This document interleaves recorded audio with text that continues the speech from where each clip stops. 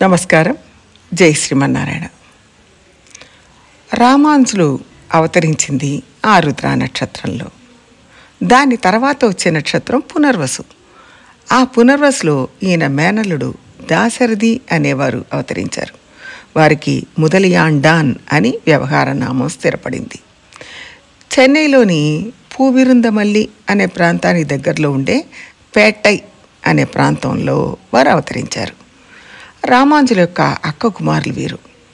ముదలి అంటే గొప్ప అని అర్థం. రామానుజుల శిష్యులు చాలామంది గొప్ప ఆచార్యులుగా ఉండేవాళ్ళు. వాళ్ళని ముదలి అనేవాళ్ళు. వాళ్ళందరిలో ముఖ్యమైన వారు వాళ్లకు నాయకులుగా ఉన్నారు కాబట్టి వీరికి ముదలియాండాన్ అన్న పేరు స్థిరపడింది. ఆయన ఒక గొప్ప అర్థాన్ని చెప్పారు. అదేంటో ఇవాళ చూద్దాం. భగవంతుడికి సంపదలు రెండు. ఒకటి నిత్య విభూతి. నిత్యం అని ఎందుకన్నారంటే ఒకప్పుడు సృష్టించబడ్డం కానీ ఇంకొకప్పుడు లయించడం కానీ ఉండదు. అక్కడ ప్రళయం అనే మాటే ఉండదు. ఎప్పుడు ఆ విభూతి ఉంటుంది కాబట్టి అది నిత్య విభూతి. దాన్నే వైకుంఠం అంటారు. రెండవది లీలా విభూతి. అది ఆయన చేత లీలగా సృష్టించబడుతుంది, లయించబడుతుంది, ప్రళయాలు వస్తూ ఉంటాయి. ఈ రెండు ఆయన సొత్తు, సంపద. నిత్య విభూతిలో ఉండే జీవాత్మలు రెండు రకాలుగా ఉంటారు. ఒకరు నిత్యసూరులు, రెండు ముక్తాత్మలు. నిత్యసూరులు అంటే ఎప్పుడూ వైకుంఠంలోనే ఉంటారు. వాళ్ళు అక్కడి నుంచి ఎక్కడికి వెళ్ళరు. ఆదిశేషుడు, గరుత్మంతుడు, విశ్వక్సేనులు ఇలాంటి వాళ్ళు చాలామంది ఉంటారు అక్కడ. ముక్త పురుషులు అంటే మనలాగా ఈ లోకంలోనే పుట్టి పెరిగి ఉండి ముక్తిని పొంది అక్కడికి చేరుకున్న వాళ్ళు. వీళ్ళని ముక్త పురుషులు అంటారు. ఈ రెండు రకాల జీవాత్మలు నిత్య విభూతిలో ఉంటారు. అలాగే లీలా విభూతిలోనూ రెండు రకాల జీవాత్మలు ఉంటారు. ముముక్షువులు, బద్ధులు అని రెండు రకాలు. బద్ధులు అంటే కర్మకు కట్టుబడిన వాళ్ళు. మనమందరం ఈ భూమి మీద కర్మకు కట్టుబడే పుడుతున్నాం, పోతున్నాం, మళ్ళీ మళ్ళీ పుడుతున్నాం. మనలోనే కొంతమంది మోక్షం పొందాలని కోరిక ఉన్న వాళ్ళు ఉన్నారు. వాళ్ళు లౌకిక జీవితంలో కేవలం ఆనందాన్ని వెతుక్కోకుండా ముక్తి పొందాలని కోరుకుంటారు. వాళ్ళని ముముక్షువులు అంటారు. వాళ్ళు కూడా ఈ లోకంలోనే ఉంటారు.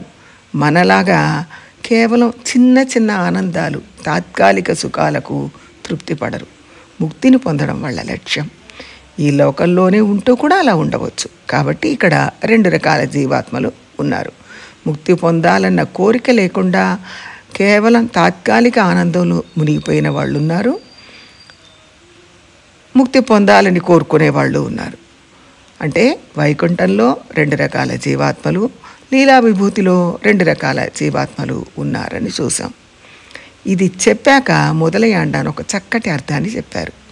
అదేమిటంటే వైకుంఠంలో ఉండే నిత్యులు, ముక్తులు అహంకారాన్ని, మమకారాన్ని జయించి ఉంటారు. వాళ్ళల్లో వాటి వాసన కూడా ఉండదు. నేను, నాది అనే భావన ఉండదు. మరి మన లోకంలో ముముక్షువులు ఉన్నారనుకున్నాం కదా. అంటే ముక్తి పొందాలని కోరుకునేవాళ్ళు. వాళ్ళు అహంకారం, మమకారం చేతిలో చిక్కుపడిపోయామే అని బాధపడేవాళ్ళు, భయపడేవాళ్ళు.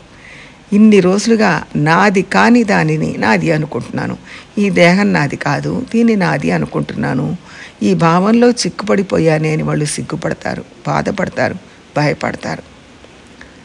రెండవ రకం బద్ధులు. వీళ్ళే సంసారులు. వీళ్లకు తినడం, తిరగడం, నిద్రపోవడంతోనే కాలం గడిపేవాళ్ళు. వీళ్ళు దేహాన్ని ఆత్మ అనుకుంటారు, అంతా నాదే అనుకుంటారు.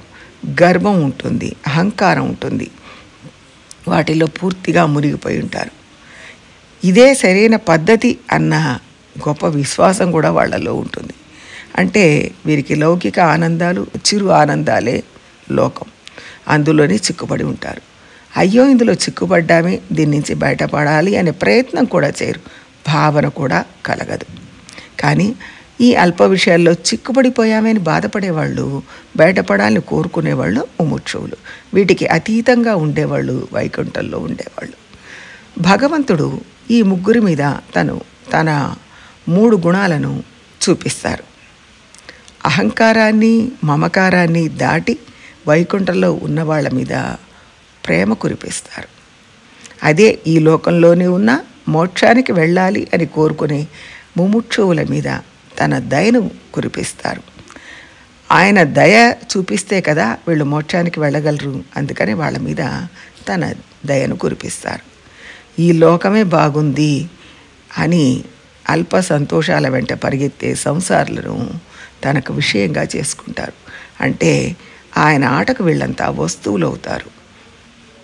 ఆయన ప్రేమకు, దయకు, లీలకు 3 రకాల వాళ్లను లక్ష్యంగా చేసుకున్నారు. కాబట్టి మనం ఏ వర్గంలో ఉండాలి అని తెలుసుకోవాలి. ఆయన ప్రేమకు పాత్రులు కావాలా, దయకు పాత్రులు కావాలా, లీలకు పాత్రులు కావాలా? ఈ 3 వర్గాల్లో ఏ వర్గంలో చేరాలి అంటే ఈ లోకంలో ఉన్నంత వరకు ముముక్షువులుగా ఉండి ఆయన దయకు పాత్రలు కావాలి. అప్పుడు ఆయన దయ దొరుకుతుంది. వైకుంఠానికి వెళ్ళాక ఆయన ప్రేమకు పాత్రలై ఆనందంగా ఉండాలి అని కోరుకోవాలి అని మొదలయ్యాండ అని చెప్పారు. వారి శ్రీపాదాలకు మనం దాసోగా సమర్పించుకుందాం. జై శ్రీమన్నారాయణ.